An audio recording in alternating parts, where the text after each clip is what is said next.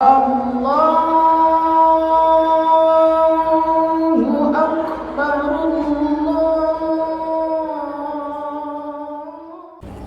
Assalamualaikum warahmatullahi wabarakatuh.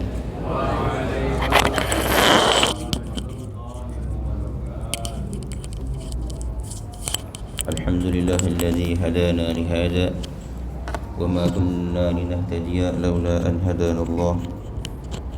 Wa ashhadu an la ilaha illallah wahdahu la syarika lah. Wa ashhadu anna sayyidana wa nabiyyana Muhammadan abduhu wa rasuluhu la nabiyya ba'dah. Allahumma salli wa sallim ala sayyidina Muhammadin wa ala alihi wa sahbihi wa man walah wa ba'du. Faqad qala Allah ta'ala fil Qur'anil Karim wa huwa asdaqul qailin a'udzu billahi minasy syaithanir rajim. Yuridullahu bikumul yusra wa la yuridu bikumul usra. Wa qala Rasulullah sallallahu alaihi wa alihi wasallam, innama bu'ithtu bil hanifiyyati samhah. Rawahu at-Tabrani wal Bazzar. Sadaqallahul azim wa sadaqa wa ballagha rasuluhun nabiyyul habibul karim. Wa nahnu ala dhalika minasy syahidin wasyakirin walhamdulillahi rabbil alamin. Al-mukarramun wal muhtaramun, jamaah Masjid Jami Baitul Izzah yang dirahmati Allah. Kajian kita kali ini adalah kajian usul fikih. Sumbernya fikih berada di usul fikih. Di mana kajian kita kali ini berkaitan dengan tata cara jama' dan qasar bagi musafir. Namun kita masukkan kaidah fikihnya adalah al-masyaqqatu tajlibut taysira. Al-masyaqqatu kesulitan, kesukaran, tajlibu itu bisa mendatangkan at-taysira, kemudahan. Sesuatu yang memberatkan kepada kita itu bisa mendatangkan keringanan. Sesuatu yang sulit maka bisa mendatangkan kemudahan. Al-masyaqqatu tajlibu taysira. Kaidah ini masuk ke semua bab-bab fikih yang berkaitan dengan hal-hal yang kita berat melakukannya. Termasuk diantaranya adalah orang yang safar. Dasar kaidah ini bersumber dari Al-Quran yang barusan saya baca dalam surah Al-Baqarah ayat 185. Faqala ta'ala, a'udzu billahi minasy syaithanir rajim, yuridullahu bikumul yusra wa la yuridu bikumul usra. Allah menghendaki kepada kalian al-yusra, hal-hal yang mudah, wa la yuridu bikumul usra, dan Allah tidak menghendaki kesulitan, kesukaran kepada kalian. Artinya agama Islam itu didirikan atas dasar hal-hal yang mudah. Rasulullah SAW ketika beliau dipilih antara dua pilihan, maka beliau pasti memilih mana yang paling mudah di antara keduanya. Yang kedua, hadis dari At-Tabrani dan Al-Bazzar dari Ibnu Abbas, pernah Rasulullah ditanya, ya Rasulullah, ayyul adiyani ahabbu ilallah. Ya Rasulullah, agama yang manakah yang paling Allah cintai? Beliau menjawab, Al-Hanifiyah As-Samhah. Al-Hanifiyah As-Samhah. Agama yang paling Allah cintai adalah Al-Hanifiyah, agama yang lurus, yang tidak melenceng, itulah Islam. Yang kedua, As-Samhah. Dalam Islam banyak hukum-hukum, tapi yang paling Allah cintai adalah As-Samhah, yang ringan. Yang ringan, itulah yang Allah cintai. Makanya dalam Islam sholat hanya berapa kali sehari? 5 kali wajibnya. Padahal subhanallah, satu hari satu malam 24 jam, tapi Allah hanya wajib kepada kita hanya 5 kali saja. 4 rakaat, 4 rakaat, 3 rakaat, 2 rakaat, 4 rakaat. Kemudian puasa yang wajib dalam setahun berapa kali? Hanya sebulan. 30 hari dalam setahun. Ringan agama itu. Tidak seperti malaikat yang Allah tugaskan. Misalnya tugas kamu adalah beristighfar, tugas kamu adalah sujud, tugas kamu adalah ruku. Maka dari mulai Allah ciptakan malaikat itu, maka selama-lamanya dia terus begitu sampai kiamat terjadi. Terus tasbih subhanallah, subhanallah, subhanallah. Yang takbir Allahu Akbar, Allahu Akbar. Tapi kita tidak ada kesempatan untuk kita untuk santai dulu kan. Santai, tidak terus-terusan dipaksakan untuk beribadah kepada Allah Ta'ala. Dalam seminggu puasa sunnah berapa hari? Hanya 2 hari, Senin dan Kamis. Itu mudah buat kita semua. Oleh karenanya kalau kita beribadah kepada Allah Ta'ala, tatkala kita merasa berat beribadah, maka dikurangi saja ibadahnya, jangan dipaksakan gitu. Misalnya kita baca Al-Quran, ditarget Pak, ditarget seminggu hatam pokoknya. Saya dulu begitu, seminggu hatam, dan subhanallah ternyata banyak waktu terbuang, banyak waktu difokuskan ke Al-Quranul Karim. Sehingga apa? Sehingga jarang bergaul, sehingga jarang ini, jarang itu. Jadi kurangi saja. Kira-kira berapa hari kita hatam mampunya? Mampunya 10 hari, mampunya 30 hari silakan. Yang penting jangan dipaksakan. Karena kalau kita ibadah dipaksakan, ujung-ujungnya apa? Marah-marah sendiri kan. Dan bahkan nantinya kita bisa memarahi Allah Ta'ala. Kenapa? Karena kita merasa berat melakukan ibadah kepadanya. Oleh karenanya Rasul mengatakan agama yang paling dicintai ialah agama yang hanifiyah as-samhah, yang lurus yaitu Islam, dan juga as-samhah yang mudah.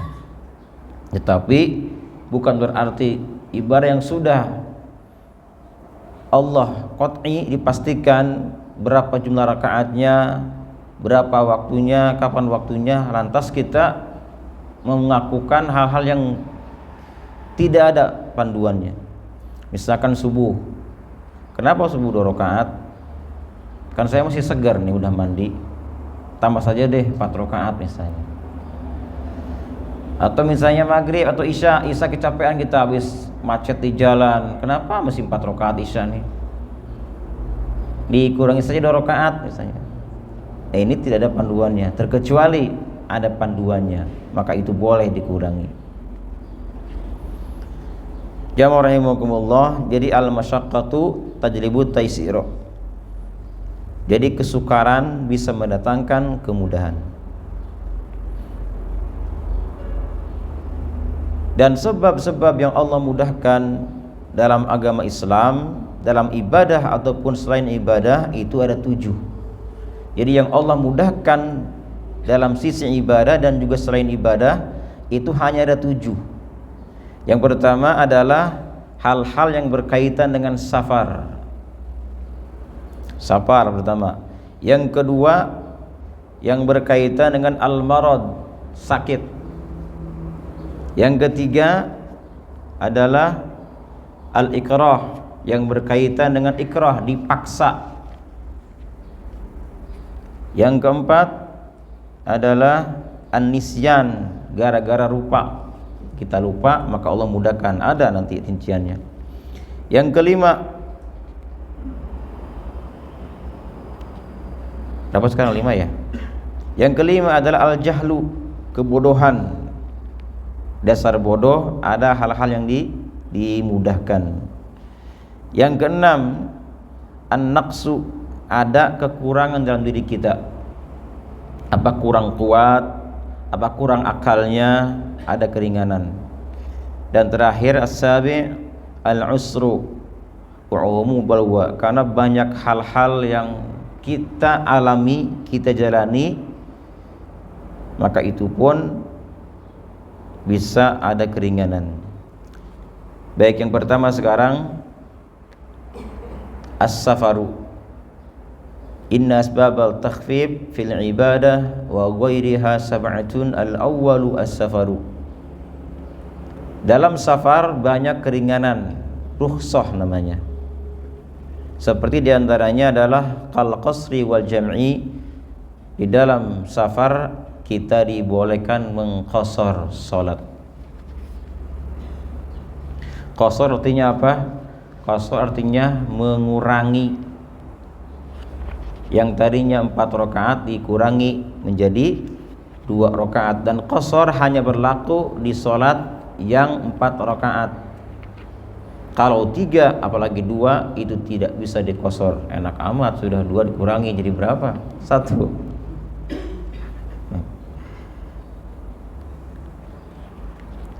Kemudian yang kedua adalah salat qasar, qasdu maudi'in muayyanin, harus ada tujuan yang pasti. Orang safar tidak boleh tujuannya tidak pasti. Kalau tidak pasti tujuannya, maka tidak bisa mengqasar salat. Ditanya kita mau kemana Pak? Mau safar. Tujuannya apa? Enggak tahu, safar aja sih. Nah ini ada tujuannya. Tujuannya apa? Mau ziarah misalnya. Tujuannya apa? Mau tafakkur alam, kan jelas itu. Kalau orang safar tanpa tujuan namanya haim. Dalam Islam namanya haim, orang tak tentu mau kemana. Yang ketiga, ayyakuna safaruhu mubahan, safarnya harus safar mubah. Ini nih, jadi tidak semua safar bisa dikosor, harus mubah safarnya. Kan safar itu ada macam, ada dibagi beberapa hukum. Ada safarnya safar wajib, ada safar sunnah, ada safar mubah, ada safar makruh, ada safar haram. Safar wajib seperti kita hendak membayar hutang, itu wajib safarnya tuh. Atau kita pergi berhaji ke Baitullah, wajib juga. Atau kita datang ke undangan pernikahan, ini termasuk wajib Pak. Kita diundang walimah nikah, wajib. Kalau walimah hitan tidak wajib, tapi kalau nikah diundang wajib datang kita. Kalau itu pun tidak ada uzur sama sekali. Ada uzur maka tidak wajib. Yang kedua ada safar sunnah, yaitu safar yang berkaitan dengan hal-hal yang sunnah, misalnya silaturahim, ziarah, ini sunnah hukumnya. Silakan. Wajib dan sunnah itu boleh dikosor. Yang ketiga ada safar yang mubah, seperti safar yang tujuan dagang. Kita pergi kemana, mau jual beli barang, itu hukumnya mubah. Ada yang makruh, seperti orang safarnya apa? Jual beli, tapi dia menjual kain atau menjual kafan mayit. Jadi kaitan dengan mayit itu ternyata makruh Pak. Jadi orang-orang yang jual beli, misalnya seperti kain kafan mayit, kemudian batu nisan mayit, kemudian apa lagi itu. Jadi hal yang berkaitan dengan mayit itu punya makruh. Kenapa? Karena setiap hari dia menunggu siapa yang mati ini. Kalau nggak ada yang mati, nggak terjual. Kain kafannya nggak terjual, batu nisan nggak terjual, makanya makruh hukumnya. Kecuali sedekah deh ya. Itu makruh. Atau orang yang jual jengkol misalnya, jual rokok, makruh hukumnya. Tetapi kalau kaitan dengan makruh masih bisa dikosor, Yang penting jangan haram. Nah, kalau haram itu sudah tidak bisa dikosor. Seperti apa? Seperti khurujul mar'ah bi ghairi idzi zawjiha. Misalnya ada istri, seorang perempuan keluar rumah, dia safar tanpa izin suaminya. Ini safarnya safar haram. Maka dia tidak boleh mengkosor. Meskipun awalnya ada niat baik, ayo kita tafakur alam, ikutlah istrinya tuh tafakur alam, tapi suaminya nggak mengizinkan, nggak ada izin dari dia, pergilah dia, maka safarnya safar haram, tidak boleh mengkosor. Nah, berikutnya adalah dalam masalah safar pun ada rinciannya. Niat kita safar itu di mana adanya? Ada kadang-kadang orang dari awal safar dia niatnya apa? Niatnya adalah hendak bermaksiat. Tujuannya tidak baik. Dari mulai dia musafar tujuannya apa? Misalnya dia mau mencuri, tujuannya itu. Atau niat dia mau membunuh. Nah, maka istilah dalam fikih disebut dengan asi bis safar. Kalau awalnya sudah tidak baik niatnya, maka orang ini tidak bisa mengqashar salatnya.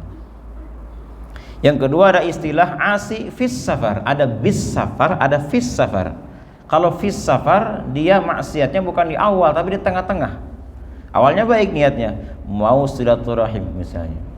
Berangkatlah dia. Ternyata asi fis safar, di tengah-tengah perjalanan dia bermaksiat kepada Allah Ta'ala.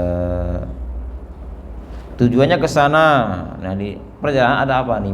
Misalnya ada bar nih. Minum dulu deh, masuk ke bar, minum dulu dia, minum minuman. Setelah itu berangkat lagi. Maka jika asi fis safar terjadi, hukumnya adalah masih boleh dikosor. Kenapa? Niatnya tidak hilang. Niat saya mau itu kok satu rahim, cuman di jalan ada maksiat ya, entah apa maksiatnya, tapi tujuan intinya tidak dihilangkan, maka ini masih boleh mengqashar sholat. Dan terakhir adalah yang ketiga, asi bis safar fis safar, yaitu apa? Alladzi ansha safarahu fi mubahin summa qallabahu wa ja'alahu lil ma'siyah fi asna'i safarihi. Ialah orang yang di awal niat baik mau silaturahim, mau ziarah. Begitu jalan, di tengah-tengah perjalanan diubah niatnya. Tidak jadi silaturahim, tapi ini tempat kayaknya cocok buat merampok nih. Nah, udah niatnya tidak baik kan, tidak jadi dia niat silaturahim diganti dengan niat merampok misalnya di tengah-tengah perjalanan, maka orang seperti ini tidak boleh mengqashar salatnya. Jadi ada asi bis safar, asi fis safar, asi bis safar fis safar.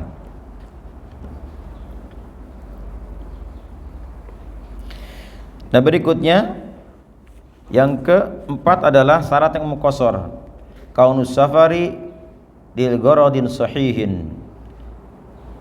Udah tadi dibahas ini. Yang kelima, yang keempat nih, kaunus safari marhalatain. Jarak safarnya itu harus tawil, harus jauh jaraknya. 2 marhalah. Kalau marhalah di hitungan kita wa huwa ma yusawi 16 farsakh. Wal farsah, wah ini pusing lagi nih. Jadi inti sini kalau di kilo kira-kira berapa? 2 marhalah itu? 80? 2 apa 4? 2 marhalah 80 isna wa samanin. Jadi 82 kilo. Apabila sudah sampai 82 km, maka berarti sudah bisa mengqashar salat. 82, Pak. Berikutnya adalah yang keenam, ini syaratnya ya. Jadi kalau belum sampai ukuran itu tidak boleh mengqashar. Meskipun lama di perjalanannya karena macet tetap tidak bisa. Yang keenam, mujawazatul balad. Di tempat atau kampung yang dia tinggali itu harus terlewati dulu. Misalnya di Islamik nih, di mana batas Islamik? Oh, misalnya itu Qadar tuh, Qadaraya, terus mau sakit itu baru keluar, itu lain Islamik misalnya. Keluar dulu dari situ baru boleh mengqashar. Jika masih di sini jangan diqashar. Mau ke Bandung atau mau kemana, sholat di sini, Allahu Akbar, jangan rame-rame. Ayo kita qashar. Keluar dulu, keluar sana tuh ke Perum. Nah, udah asar atau zuhur, sholat qashar rame-rame. Bisa itu. Nah, berikutnya adalah nomor 6. Al-ilmu bi jawazil qasri syar'an. Harus mengetahui, harus ada ilmu tentang dibolehkannya qashar syar'an. Jadi tidak sembarangan juga ikut-ikutan, harus tahu ilmunya bahwa ini adalah dibolehkan mengqashar. Jadi jangan kita lihat orang qashar kita ikut qashar. Ada orang mukim misalnya, imamnya mau berangkat safar kemana kita tidak tahu, atau kita mungkin jamaah masuk ke masjid ternyata ada orang yang sholat 2 rakaat. Nah, kita ikut-ikutan di situ, nggak boleh.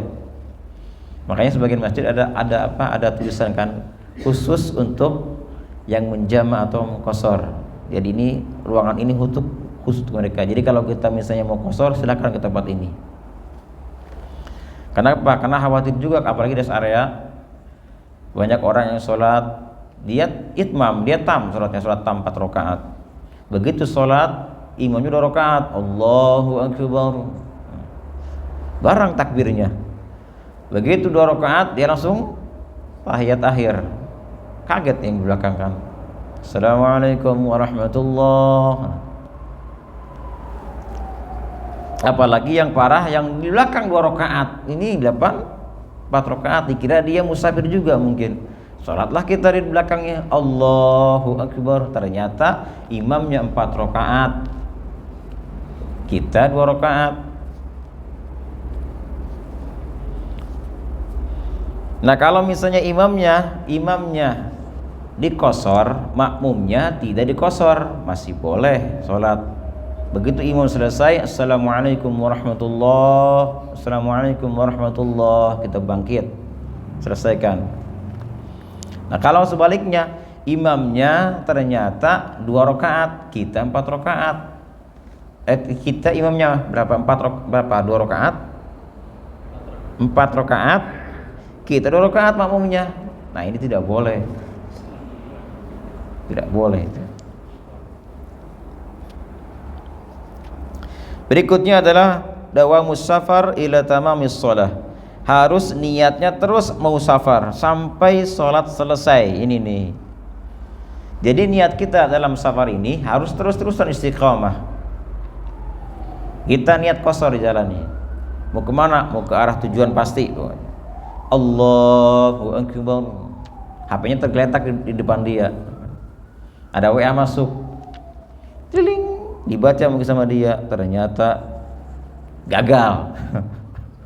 Gak jadi. Kita baca. Nah, maka ketika kita niatnya, wah, berarti kalau begitu gagal musafar saya, maka qasharnya pun gagal, sudah batalkan sholatnya. Kalau sudah selesai sholatnya, nah, kemudian Assalamualaikum warahmatullahi, kita buka HP ternyata gagal, nggak apa-apa, kan selesai sholatnya, sudah qashar kita. Makanya kalau sholat jangan bawa HP, Pak, takut berdering nanti info-info ini.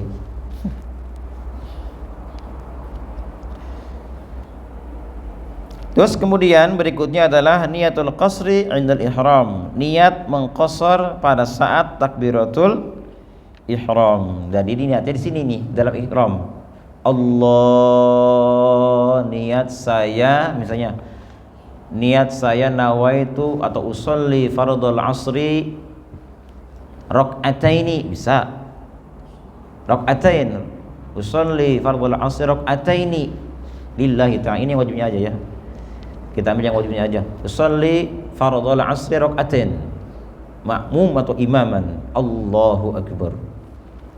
Atau usolli fardhul asri maqsuran makmuman atau imaman, Allahu akbar. Dia bebas apa niat 2 rakaat atau qasar. Kalau niatnya tidak ada dalam takbir ihram, kita selesai takbir ihram Allahu akbar. Wah, lupa nih kita. Tadinya mau dikosor lupa. Maka sholatnya jangan dikosor. Selesaikan sampai 4 rakaat. Kenapa? Karena niatnya tidak ada dalam takbiratul ihram.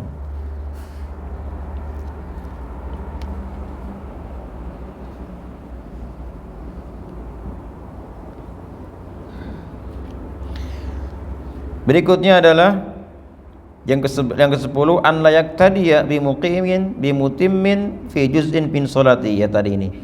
Tidak boleh bermakmum kepada salat yang mutim, yang itmam, yang 4 rakaat. Iya, tadi sudah. Tidak boleh bermakmum kepada imam yang salat 4 rakaat.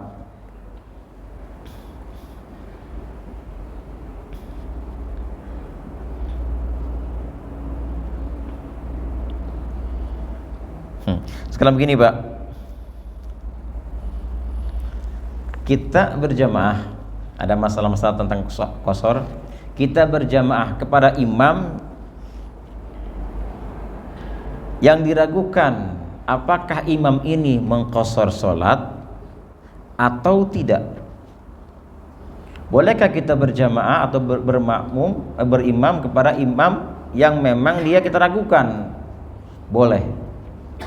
Boleh Pak, tapi niatnya ada niat ta'liq. Niat ta'liq. Jadi begini niatnya nih. Misalnya saya musafir. Begitu masuk masjid, saya ragu ini orang qasar apa itmam. Saya niat. Apa niatnya? Usolli fardhul asri misalnya.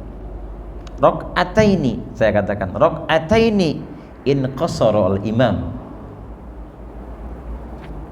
awil itmam in atamma. Begini artinya, Allah, saya berniat salat fardu asar dengan diqasar kalau dia mengqasar, atau di itmam kalau dia itmam, baru selesai. Jadi pada saat imam ternyata 4 rakaat, kita sambung dengan dia 4 rakaat. Kalau dia 2 rakaat, kita ikuti 2 rakaat. Itu syaratnya begitu. Itu namanya niat ta'liq, niat ta'liq. Tidak hanya berhenti usolli fardhul asri rakaatain, tapi kita tambah lagi in qassaral imam, atau rakaat 4 rakaat in atammal imam. Halo? Halo Pak, Ibu, hadir. Jadi boleh seperti itu. Jadi usolli fardhul asri rak'ataini in qasara au 4 raka'atin in atamma gitu. Saya berniat salat fardu zuhur 2 rakaat kalau dia sama, atau 4 rakaat jika dia pun sama 4 rakaat. Itu niatnya, baru akbar. Kalau nggak ada niat ta'liq sama sekali, niat qasar saja kita, ternyata si imamnya itmam 4 rakaat, maka tidak sah qasarnya.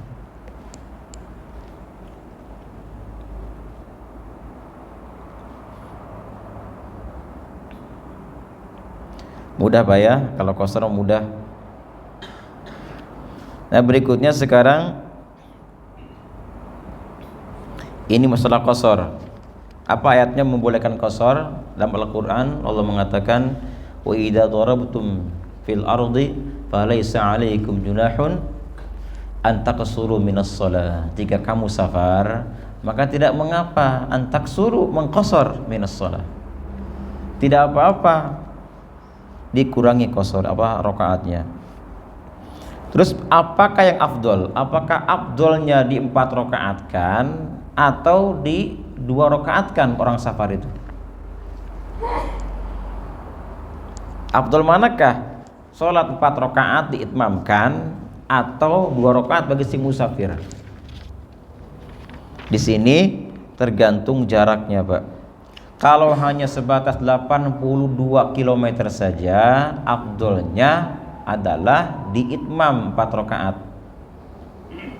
Tapi jika mencapai 100 lebih, maka afdolnya adalah di qasar.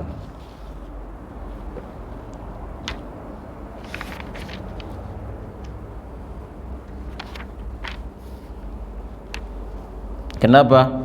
Karena ada pendapat dari mazhab Abu Hanifah yang mengatakan hukumnya qasar itu wajib jika sudah 100 kilo lebih. Wajib hukumnya, bukan sunnah lagi, bukan boleh lagi, wajib. Ya.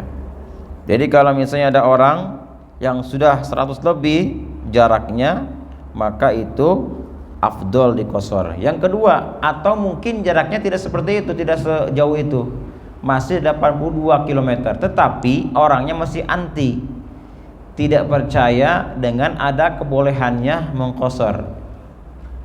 Saya mah kalau di qasar kayak gimana ya sholat ya, kayak nggak biasa aja, nggak enak, dia takut, khawatir nggak diterima. Nah ini untuk orang seperti ini harus di qasar. Kenapa? Islam sudah mengajarkan. Di Al-Quran disebutkan, jika kamu sedang safar kemudian ingin qasar, ya silakan qasar. Jadi kenapa kita ragu lagi? Terkecuali dia yakin emang ada dalilnya, tapi saya mah tetap pinginnya di itmam saja karena terasa nikmat, silakan di itmam. Ini bagi yang ragu. Bagi yang ragu tentang dalil bolehnya, maka dia harus mengqasar sholatnya.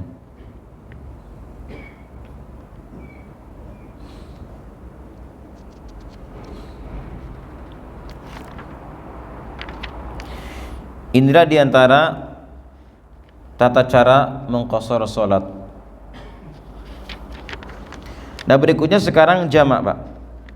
Nah yang kedua adalah diantara rukhsahnya yang diringankan bagi si musafir adalah al-jam'u bainas sholatain, menjama 2 sholat. Tapi yang satu paket ini, yaitu kalau siang kan paketnya apa? Zuhur dan asar, ini satu paket. Kalau malam maghrib dan isya, subuh nggak ada temennya, dia sendirian, nggak bisa subuh dengan zuhur atau subuh dengan isya, nggak bisa, sendiri dia. Nah bisa dijama antara 2 sholat, baik itu zuhur asar ataupun maghrib isya. Secara takdim didahulukan, ada takdim ada takhir. Kalau takdim didahulukan artinya yang belum datang waktunya ditarik. Misalnya zuhur, kita ingin menggabungkan zuhur dengan asar, asar belum datang, ditariklah asar ke zuhur, itu namanya jamak takdim. Atau takhir, diakhirkan, yang punya waktu digabung dengan yang akan punya waktu. Si zuhur misalnya di jalan kita nih tidak sempat sholat, kemudian ingin sholatnya di waktu asar karena tidak sempat di waktu zuhur, maka itu namanya jamak takhir.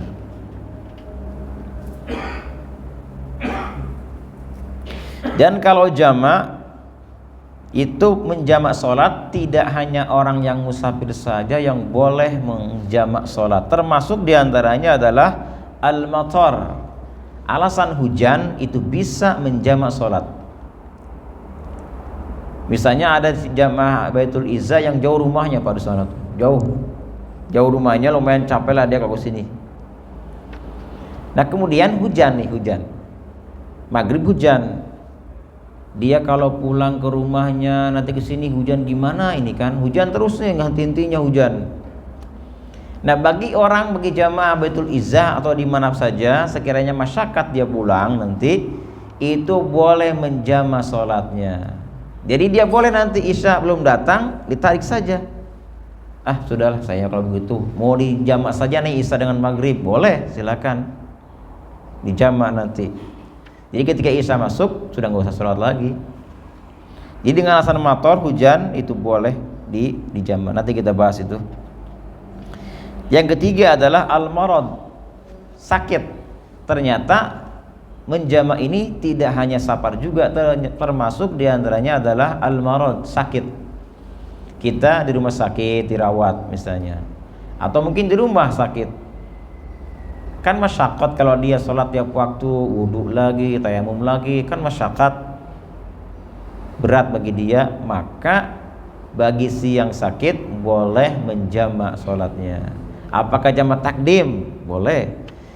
Jamak takhir? Boleh juga.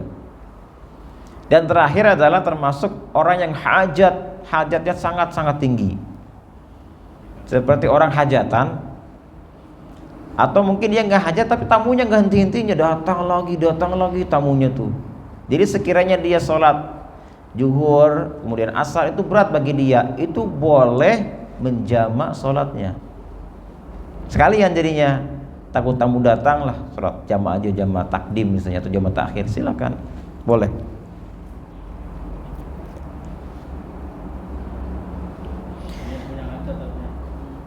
Yang punya hajat, hajat apa saja pokoknya ini boleh menjamak sholat. Dan kalau jamak Pak, jamak beda dengan qashar. Kalau qashar kan dikhususkan harus 82 km minimal, ini minim. Tapi kalau jamak ada pendapat membolehkan safar qasir, tidak sampai seukuran itu pun boleh dijamak. Dari sini ke Jakarta berapa kilo? 25. Boleh nggak dikosor? Boleh. Boleh, tapi jamak ya. Ada pendapat membolehkan jamak. Tapi kalau kosor jangan. Kosor Jakarta sini. Kalau dikosor minimal 82 km, nggak boleh kurang dari itu. Tapi kalau jamak ada pendapat membolehkan. Betul, jihad ma'id mah nggak boleh jamak qashar. Ya, apalagi sekarang kan macet Pak ya, macet, masya Allah gitu. Qashar, tapi nggak, janganlah di sini ke Perum kita jamak, memang macet. Ini terlalu, yang wajar lah safarnya, safar wajar. Boleh, pendapat ini dibolehkan. Nah sekarang bagaimana tata caranya jamak takdim atau takhir?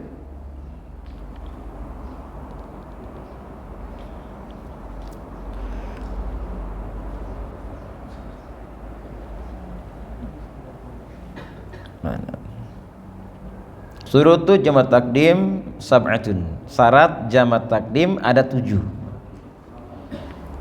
Yang pertama adalah kalau kita mau jamak takdim, artinya asar tarik ke zuhur atau isya tarik ke maghrib, itu namanya jamak takdim.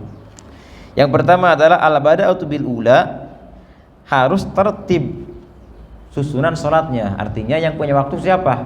Zuhur, maka inilah yang dahulukan.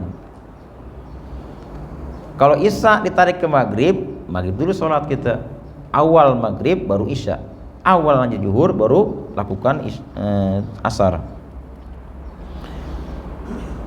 Yang kedua, niyatul jam'i fiha, niat menjamak di dalam sholat yang pertama. Jadi di dalam sholatnya Pak, tidak mesti di takbir ihram, tidak mesti, yang penting di dalam sholat. Sebelum salam ada niat pokoknya. Allah, niat saya sholat waktu zuhur misalnya, akbar. Nah kita tidak sempat meniat jamak. Begitu mau salam mungkin kita merenung di dalam sholat, daripada ini saya mau jamak aja deh. Nah ini nih, ada niat jamak di dalam sholat sebelum salam. Saya jamak aja deh, asar ke ini ke zuhur. Nah berarti nanti setelah itu kita sholat asar, boleh. Niatnya adalah di dalam sholat jamak takdimnya. Meskipun katanya walau ma'assalam, meskipun bebarengan dengan salam Pak, barengan salam. Begitu dia salam assalamu, kan kalau belum ada terbaca mimnya kan masih dalam sholat. Assalamu, ingat kita, aduh saya kan mau jamak sholat. Nah, begitu alaikum niat bareng dengan niat itu jamak, maka ini pun masih dianggap bisa menjamak salat. Tapi kalau kumnya sudah dibaca mimnya, assalamualaikum baru niat, nah ini udah keluar salat, tidak bisa menjamak lagi. Yang kedua, yang ketiga, baqa'u waqtil ula. Harus tersisa waktu yang pertama. Si zuhurnya atau maghribnya harus ada waktu tersisa untuk sholat. Jika habis waktunya tidak bisa menjamak. Apa yang mau dijamak udah habis waktunya. Ini paham ya? Sudah paham ini. Yang keempat, al-muwalatu bainahuma, harus terus-terusan berkesinambungan. Begitu selesai sholat yang zuhur langsung sholat asar. Jangan ditunda-tunda. Bolehkah menunda? Karena kebetulan begitu saya salam pertama, assalamualaikum, keluar kentut dia nih. Kan dia wudu. Bolehkah dipisah dengan wudu? Boleh dipisah, asal jangan melebihi 2 rakaat waktunya. 2 rakaat batasnya. Ada nggak 2 menit 2 rakaat? Semenit apa? Setengah menit. Iya boleh. Yang penting diperkirakan jangan melebihi 2 rakaat. Kalau masih ada dalam 2 rakaat, berarti boleh menjamak. Nanti sambungkan lagi tuh. Selesai wudu, makanya jangan terlalu terlalu sempurna wudunya. 3 kelamaan takutnya apa? Waktunya habis gitu. Jadi singkat saja. Yang intinya saja, kan yang wajib wudu kan hanya berapa anggota? Hanya 4. Wajah, kedua tangan, kepala, kaki sudah. Kumur nggak ada, nggak wajib. Kemudian telinga juga nggak wajib. Hidung nggak wajib. Punduk juga, doa juga nggak wajib. Jadi kita ambil yang intinya saja. Kenapa? Karena khawatir waktunya habis. Yang kelima, zannu sihatil ula. Harus yakin bahwa sholat yang pertama itu sah. Zuhurnya harus yakin sahnya, begitupun maghribnya. Kalau ada perasaan tidak sah sholat yang pertama, maka tidak bisa lagi menjamak.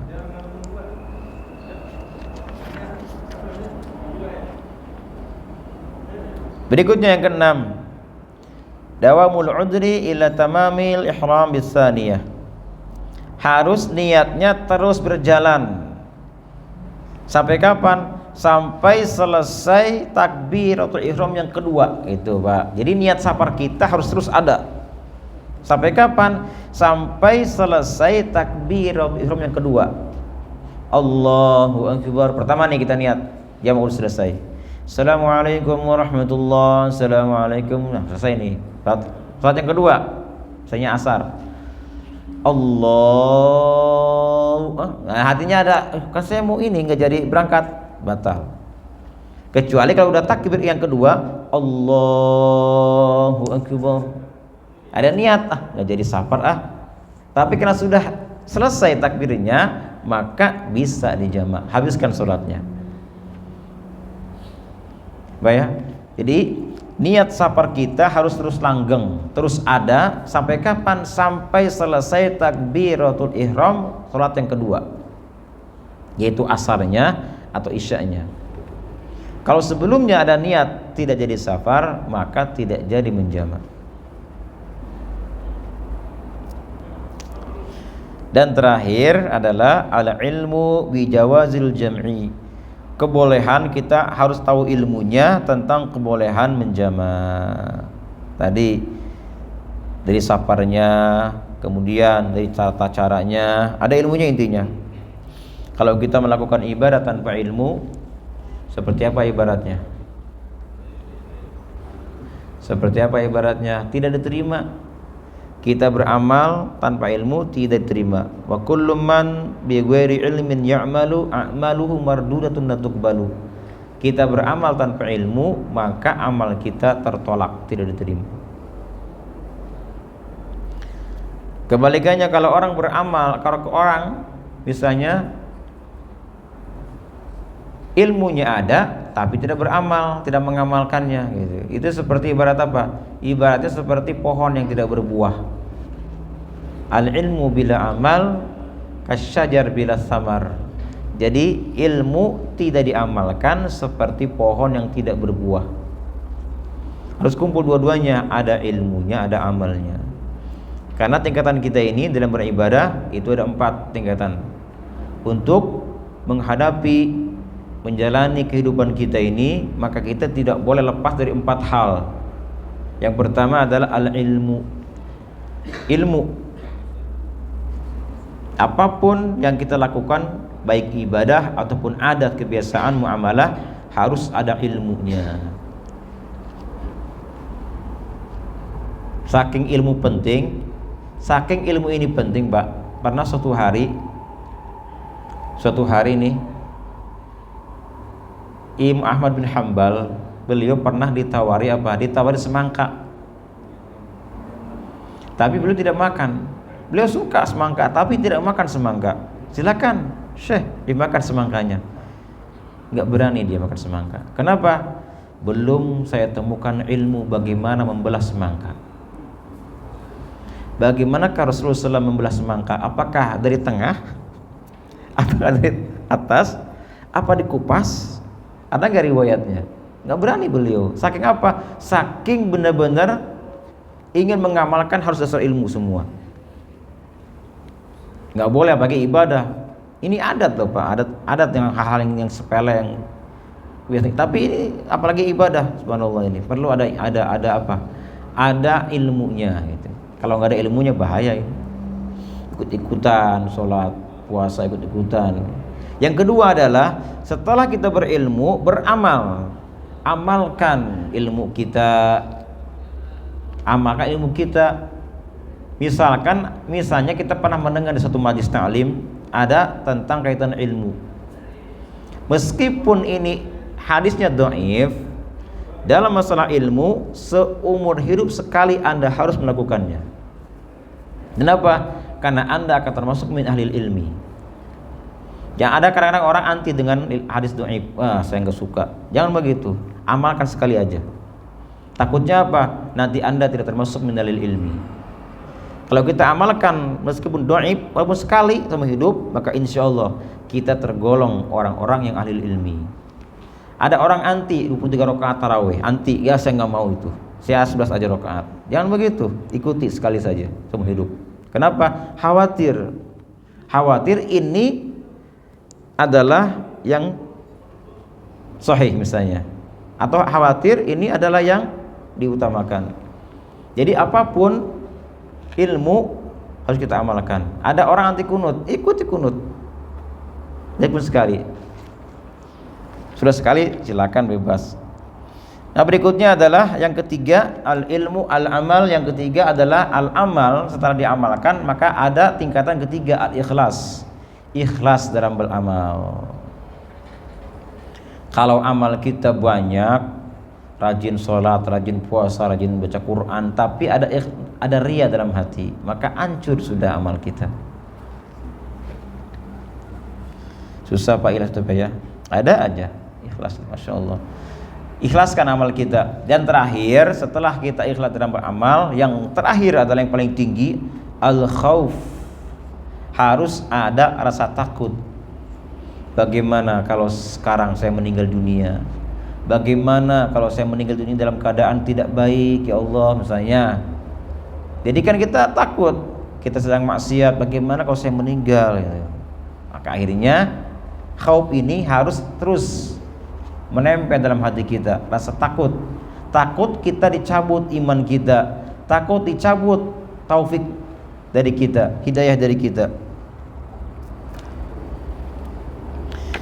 Nah itulah Pak, di antara salat jama dan qashar.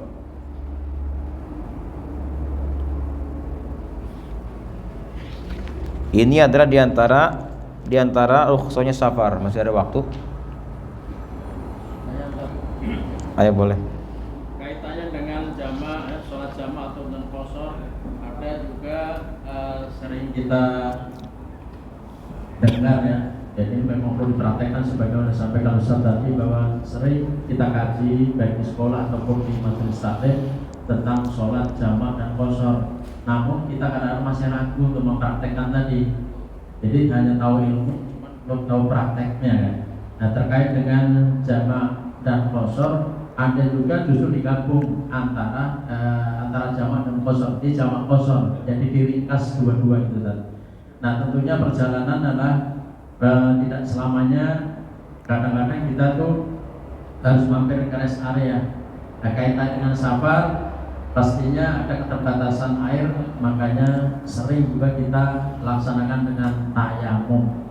Nah, hal ini mungkin juga perlu sekilas ya tentang tayamum terkait dengan sholat. Apakah tayamum itu juga bisa digunakan untuk menggabungkan dua waktu sholat atau cuma sekali saja? Terima kasih. Tayamum itu adalah ibadah yang lemah. Kalau wudu kuat ya, jadi tayamum di bawah wudu. Karena wudu kuat, jadi dia sampai mampu satu kali wudu mampu menampung mungkin puluhan fardu. Biasanya orang nggak batal-batal sholatnya berhari-hari misalnya. Satu kali wudu bisa menampung subuhnya, bisa zuhurnya, berikutnya asar, terus kuat bertahan dia. Itu wudu. Tapi kalau tayamum lemah dia, tidak kuat, tidak seperti wudu.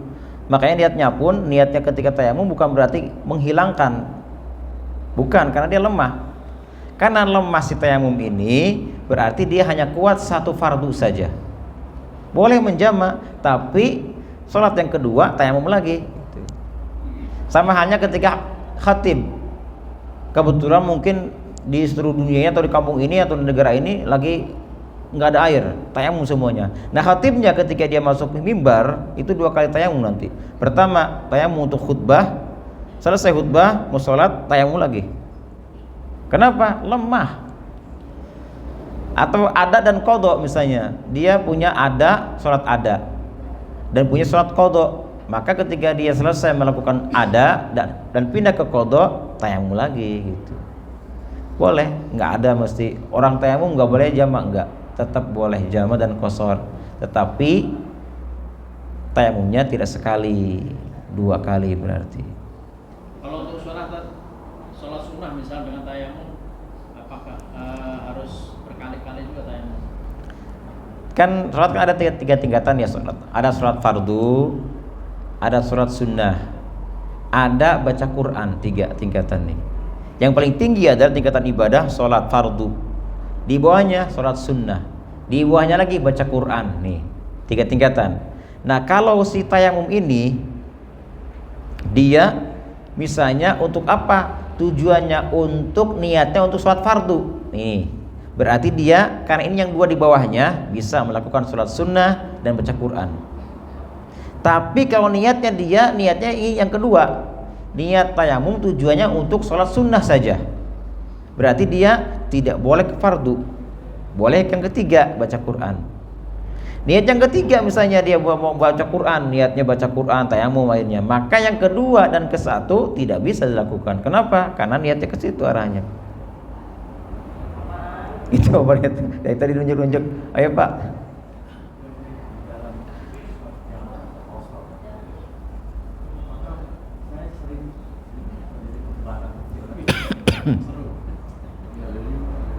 Perdebatan kecil gitu. Contoh saya ke Semarang itu kalau sholat zuhur sama asar nggak ada perdebatan karena on the way. Jadi saya mampir misalkan di rest area di sekitar Batak atau Pekalongan itu jamak dan kosong 2 dan 2 itu sampai di Simpang 5 check in di hotel, begitulah sholat maghrib dan isya. Itu terjadi perdebatan.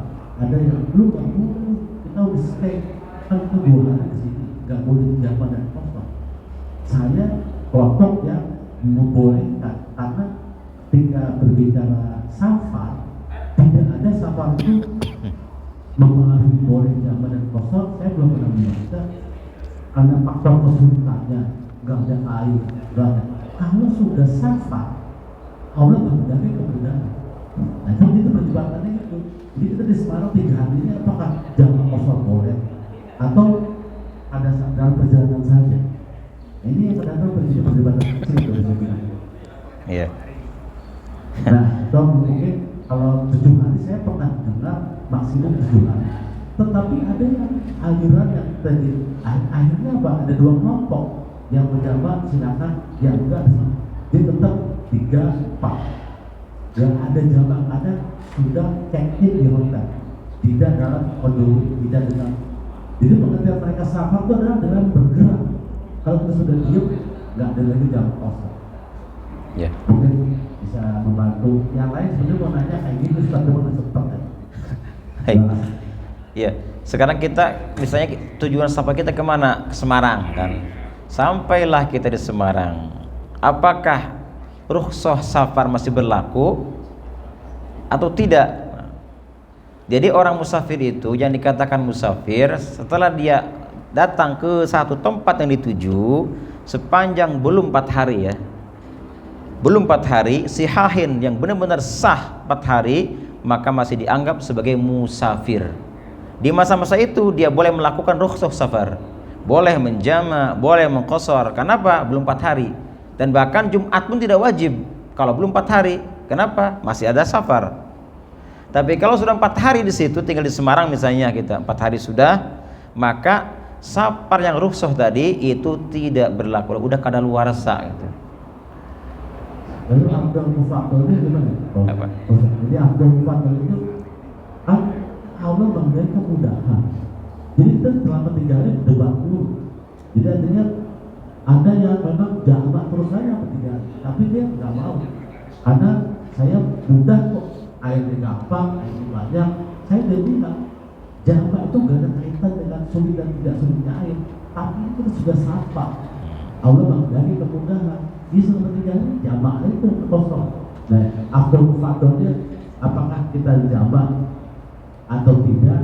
Oh kan air gampang, ini kamar itu mandi dan bang tidur kan di hotel itu kan. Ya, jadi kalau kita lihat dari tadi, kalau jaraknya memang lebih 100 km itu kan afdolnya di jama, di qasar. Afdolnya silakan saja jama di qasar. Tapi kalau ada orang yang ragu, termasuk yang mesti di jama atau di qasar, ada orang yang ragu, boleh nggak sih sebetulnya nih? Nah, ragukannya nih. Berarti nanti kalau ragu harus di jama, harus di qasar. Itu. Kenapa? Karena nanti ada keraguan, udah jelas ada dasarnya. 4 hari itu dibolehkan gitu kan. Karena ragu ente harus berarti. Tapi kalau wajib harus tekanannya lebih tinggi gitu. Kecuali dia yakin, saya yakin pernah dengar misalnya. Pernah dengar bahwa 4 hari ada masa-masa boleh terus, tapi kayaknya saya lebih enak ini aja ada di itmam. Ya silakan, karena udah tak yakin dia ada dasarnya, cuman ingin kayak gimana kalau di jama di qasar. Ya silakan saja. Yang penting jangan ada keraguan gitu dalam hal melakukan rukhsah safar. Karena ada dasarnya. Enggak. Waalaikumsalam.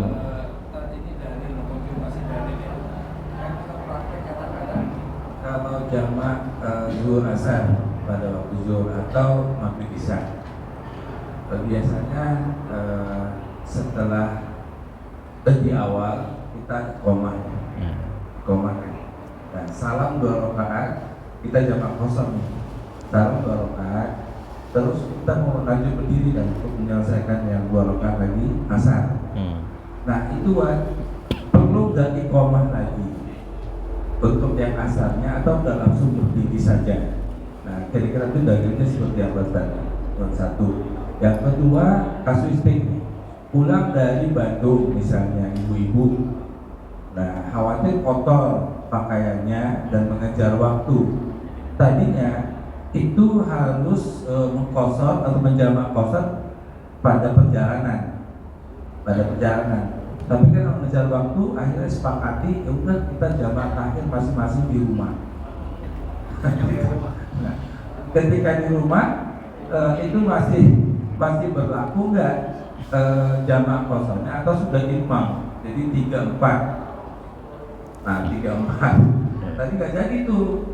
Niatnya mau jamak qasar di perjalanan kan, maghrib 3, asar 2, tapi nggak jadi, karena mengejar waktu dan khawatir banyak pakaian yang kotor, terseret, segala macam, nggak cukup kena, misalnya. Nah, pertanyaan seperti itu tadi. Kira-kira baiknya, ketika sampai itu dia harus melakukan yang masih berlaku yang 2-3 atau dia harus yang 3-4? Terima kasih. Mohon penjelasannya. Iya. Ya, yang namanya sudah sampai di tujuan kita, sudah balik ke tempat mukim kita, sudah nggak ada lagi istilah safar. Jadi yang tadinya boleh mengqashar, tadinya boleh menjama, kalau sudah sampai di tempat kita tinggal, sudah kadaluarsa. Gak bisa lagi sudah. Makanya kalau mau di ini kan kita musafir nih, sepanjang belum sampai ke rumah kita musafir, meninggal sebelum rumah kita, meninggal syahid. Syahid itu jangan salah, orang yang safar Pak, meskipun safarnya maksiat, bahkan dikatakan wa in kana safaru maksiatan, meskipun maksiat safarnya, tapi kalau meninggal sebelum rumahnya syahid. Insyaallah safar ini banyak keutamaan safar itu. Kata Nabi, safir tajid iwadun amman tufariku. Safarlah engkau, kata Nabi, tajid iwadun, kamu akan dapati iwadun, pengganti, amman tufariku, dari apa yang kamu tinggalkan. Jadi semua yang kita tinggalkan di rumah kita, keluarga kita ditinggalkan, sahabat kita ditinggalkan, bahkan mobil tinggalkan. Kata Nabi, tajid iwadun, nanti di safar nanti kamu akan menemukan penggantinya. Kita punya keluarga baru di sana ternyata kan, keluarga baru, bahkan mungkin yang tadinya kita biasa pakai mobil, di sana ternyata ada difasilitasi mobil juga, itu diganti sama Allah Ta'ala. Tapi kalau sudah sampai rumah, sudah nggak ada safar lagi. Yang pertama. Yang kedua tadi apa? Iqomah. Oh iya, iqomah. Bagaimanakah hukumnya iqomah dalam sholat? Iqomah adalah sebagai bentuk sholat akan didirikan, iqomah. Beda dengan azan. Kalau azan iklam, memberitahukan waktu sudah masuk, azan itu. Waktu masuk, azan berkumandang. Tapi kalau mau sholat, ada iqomah, tanda bahwa isyarah sholat akan didirikan. Qad qamatis shalah, sholat akan dilaksanakan, kan? Makanya berlaku untuk sholat jamak, 2 jamak, sholat jamak, zuhur iqomahnya ada. Begitu selesai zuhur, bangkit lagi yang mau asar, iqomah lagi, tapi nggak azan, nggak usah azan. Sunnah. Kalau buru-buru ngejar waktu, nggak usah iqomah, langsung aja, ayo. Boleh, itu sunnah. Ya. Yang penting jangan azan Pak, nggak usah azan. Mau zuhur azan dulu, baru iqomah. Berarti kan tadi prioritasnya tadi tetap walaupun dia merasa kotor atau apa, diupayakan tetap jamak qashar. Iya. Jadi kotor itu, pakaian kotor tidak menghalangi sahnya sholat, tidak. Yang menghalangi itu adalah najis pakaian kita, baru nih nggak bisa. Ini kotor banget nih, udah berhari-hari, udah bau asam, bau ketek, nggak apa-apa, kan safar gitu. Nggak apa-apa, bau ketek udah bau, wah, bahkan kita celana dalam 7 hari nggak diganti-ganti misalnya nih, nggak masalah. Yang penting jangan najis. Kalau ragu nggak usah, najis nggak ya, nggak usah, berarti nggak usah digubris. Kalau yakin najis baru itu, ya. Kan belum mandi, nggak usah mandi, kan safar kita kan. Wallahu a'lam. Subhanakallahumma wa bihamdika asyhadu an la ilaha illa anta astaghfiruka wa atubu ilaik. Assalamualaikum warahmatullahi wabarakatuh. Allah